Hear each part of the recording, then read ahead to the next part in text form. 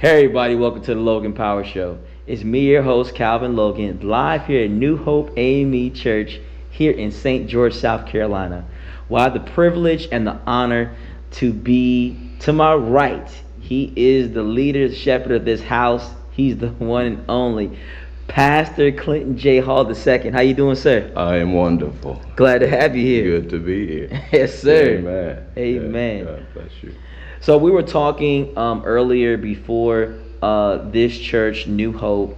We were talking about some things he had on his mind, what God's leading in his heart. Don't get confused. This building is one thing, but there's a lot of land in the back. So I'm gonna let the chief of this house, talk more about how this church got started. So, Pastor Hall, you got it. God bless you. First of all, let me say thank you, Mr. Logan, for being here today at this site here. We appreciate the opportunity to share with you the vision that God has laid upon our heart.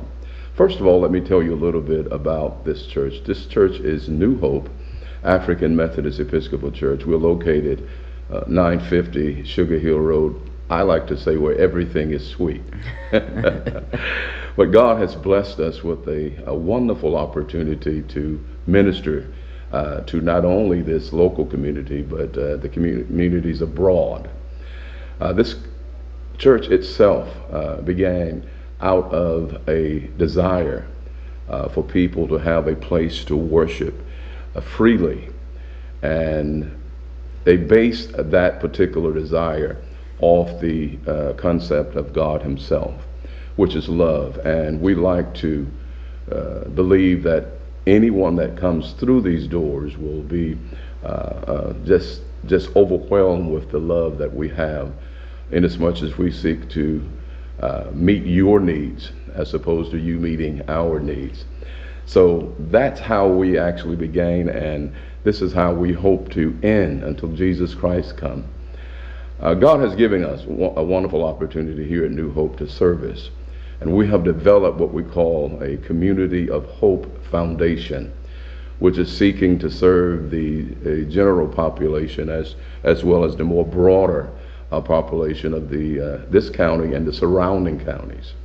And the way it is happening now, we think we'll be able to reach a more international scale with regards to service. But this ministry, primarily a foundation, is going to be geared towards the senior citizens as well as the youth, with all of the various nuances that will come as a result of that.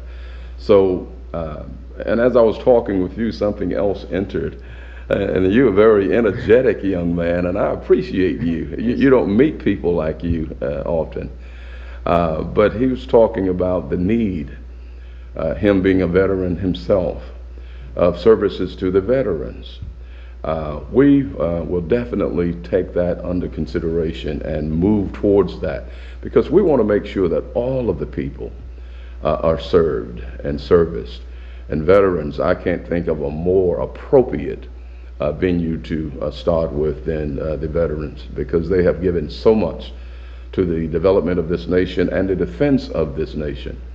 So we would like to just share with you what we would like to do. We would like to have affordable homes, housings. We would like to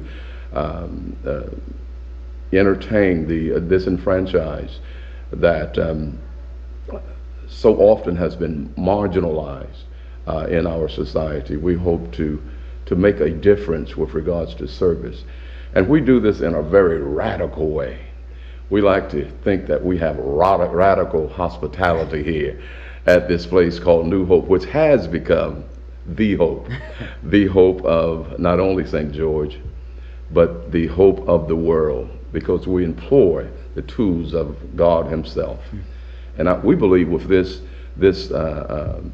philosophy, we will be able to reach quite a few people for the Lord, not just for us, but for the Lord. And I thank God again for having the opportunity to present this to this wonderful audience. And I thank God for you. Amen. Amen. Yeah. Now, for me, I'm always looking to look beyond what you can see. Yes. Back here, there's about 15 acres of land that's about to go to something new. So when I was mentioning to the pastor about veterans, a lot of times, a 13-year veteran myself, I think that we got to look outside the box. You think about elderlies, senior citizens, the youth as a whole. So we think about development.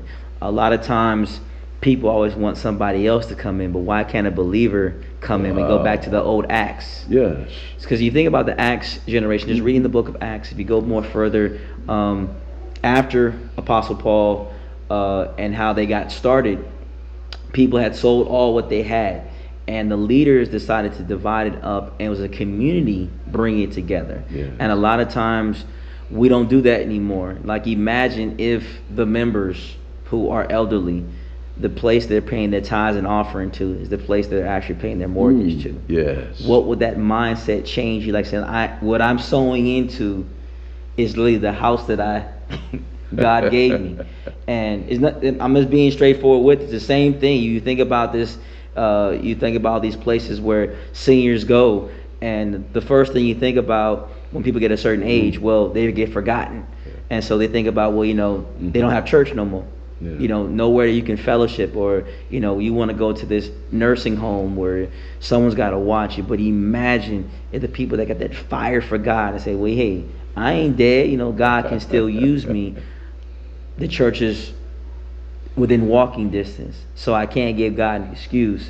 My house is right here, the home of where I worship is here, so now I got more of a fire. And those elderly people, like the Bible talks, the elderly should be teaching the young ones. They can teach us how to be wise, how to move forward. So that was one step that we talked about here.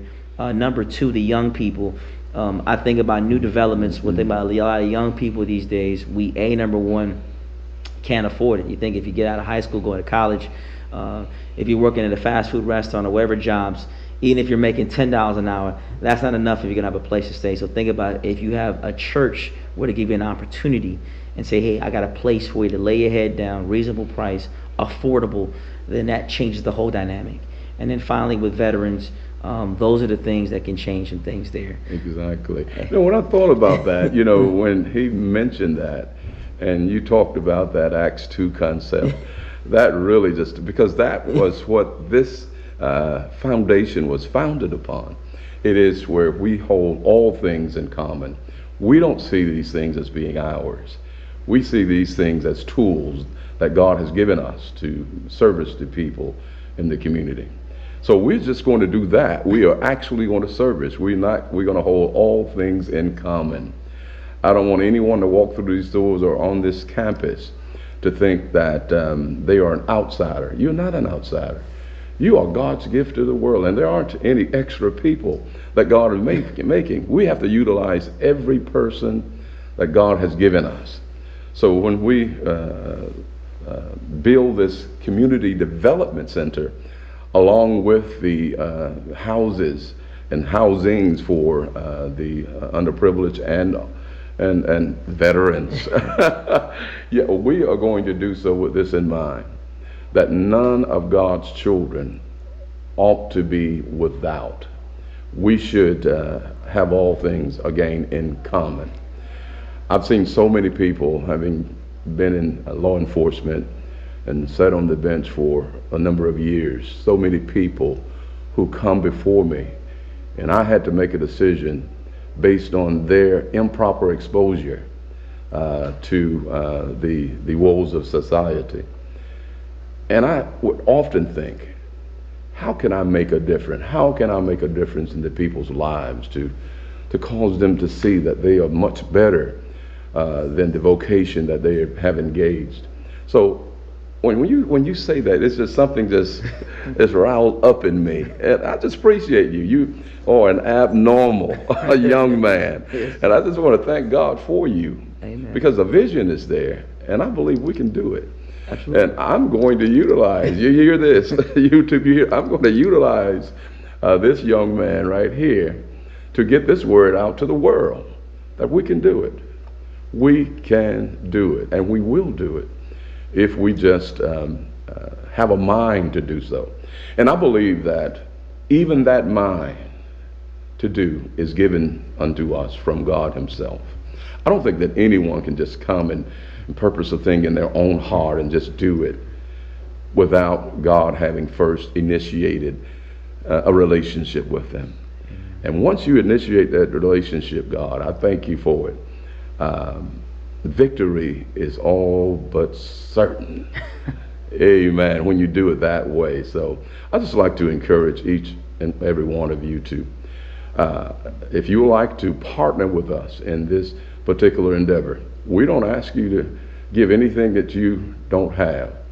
If you have labor in your hands, a labor in your feet, we can utilize that here at the Community of Hope, because all things are indeed in common. Amen. Yeah, yeah, Amen. yeah. Well, like you think about it, ladies and gentlemen, we want to be able. It takes a community to raise a child. It takes a village, Yes. and it's going to take a village for the community to change. Yeah. So let's start it here. Hope. But charity is the number one thing that the Bible talks about. That's going to be the number one thing here. So we have to understand, with hope, we got to have love, and love can always counteract the negative. Yes. It's chemistry. You think about with a magnet, you have to have a negative and a positive come together. Wow. And you think, like, how is that possible, God? Well, think about it. And the Bible talks about it was really common. God said it was darkness, and God said, let there be light. And he said it was the division. Now remember, in darkness, it's not saying it's dark, because remember, the stars are there, so that means the light is there. If the moon is there, there is still a speckle of light. It takes 20 minutes for the eyes to adapt when it is dark, but the light does shine in. So that's what we got to understand. In all things, there is light. Amen. And you think about this, say if a person, like, say, well, Calvin, in hell, it's burning fire, it's flaming. That means there is light. So Satan knows, Lucifer knows the power of light. Wow. That's what you understand this. Like, if you go, if people that talks about hell and describes it, the lake burning of fire. Fire gives a red fiery, it could be lighter, but it burns and it scorches and it shows a shadow of what's going on. Heaven is brightness, things like that. It's never dark. So understand, God's light transcends. Wow. The Bible talks about also when they say holy, holy, as the angels go around, that means they see something different of God, and they see him every day. And we have had the opportunity. So understand this. Love is what's going to conquer all.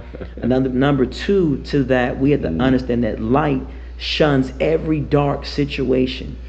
But until we actually grasp that particular in our hearts, because God looks after the heart. He doesn't look at the outer appearance. Like I said, we dress in suits, we look just nice all the day, but God judges the heart. And the heart was what's going to tell us, tailor-made to what we have. Now, one thing I want to find is very interesting, Pastor. You said you were in law enforcement. Yes. And you've been a pastor for 29 years. That's And what type of law enforcement were you doing? I sat on the bench as a summary court judge for the years, yes. Got it. And again, I dealt with every aspect of the criminal justice system, from every criminal event. It begins right there at the magistrates and or summary court judges level. So we get a chance to see every aspect of the human condition. And we were able to make a difference. I had a saying back then that when people come to me during the week, they're looking for justice. And that's when I'm going to judge you. But then you can come to me on Sunday for a little mercy.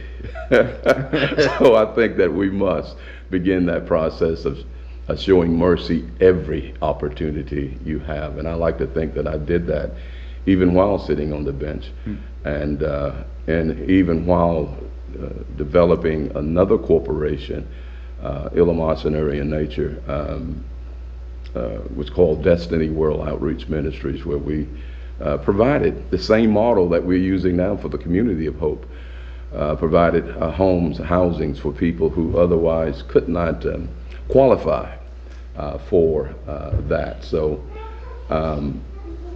God, long story short, God has given me a lot of exposure and our testimonies, if you would, to deal with this type situation that we'll face here, even at St. George. And I look forward. It's an interesting challenge. But God has given people like yourself. As I sat here and listened to him, it is amazing how enlightened he is with regards to his knowledge of God. And I believe that's what God is sending us here in this time to do. In the olden days, prophets were thought to have a third eye. You're not hearing me. A third eye that can transcend the divine timeline of God. And they are always a step ahead of the people that God is leading them to serve. And we understand all of the nuances that comes with ministering to people, because God has walked us through it, if you would. Yes, sir. It's just like you're doing here today, the filming and the taping. God has filmed or made a movie of all of our lives. And he goes through the editing process and all of that. And then he is able to let specific few see it. And then that few can come back and share it. And that's what he does with prophets. He does with prophets. And I like to think that you are one of those. When I saw him, the way he looked, that whole face, that whole demeanor, I said, something strange about this young man, and I want to figure it out. And once you open your mouth, all of it came out. And I thank God. This is a supernatural, by the way, encounter here today. It's not by accident. Yes, and I just look forward to working with you. And those of you who are listening and will be serviced by this broadcast, know that you are significant. When God breathed on you, he placed inside of you things that he wanted you to accomplish in this life. And you're not going to be complete until you're doing it. So I want you to look at that thing that you can do all day long and not get tired. For that is your calling. God has so positioned you now to walk it out. So let's walk it out together. Here at the community of Hope and New Hope AME Church, 950 Sugar Hill Road, which has become the Hope. Amen. God bless you. I bless you again. Amen. Again. God bless you. We thank you again for watching this broadcast. I want you to take two thoughts from me today. One, if you live in the St. George area, come on down. Give the pastor an opportunity. One thing that you need to resonate, that should be something to inspire you. One, he was a judge. He sentenced people, he made some decisions, made things like that. So now God is letting the pastor. So now if you're a person that have need of help, this is probably the good place for you. Mm-hmm. Person of second chances. Mm-hmm. Probably need someone who say, like, I want to get involved in something in an area. And what I want people to know, that to him, to this man to the right, my pastor, this pastor here, I want y'all to ignite him to be what's called a social injustice type of leader, and also a community activist that changes the community around. Because if New Hope changes the St. George area, what happens? We all will come to a greater calling. Mm-hmm. So take this with me right now. It's not where you start, it's where you finish.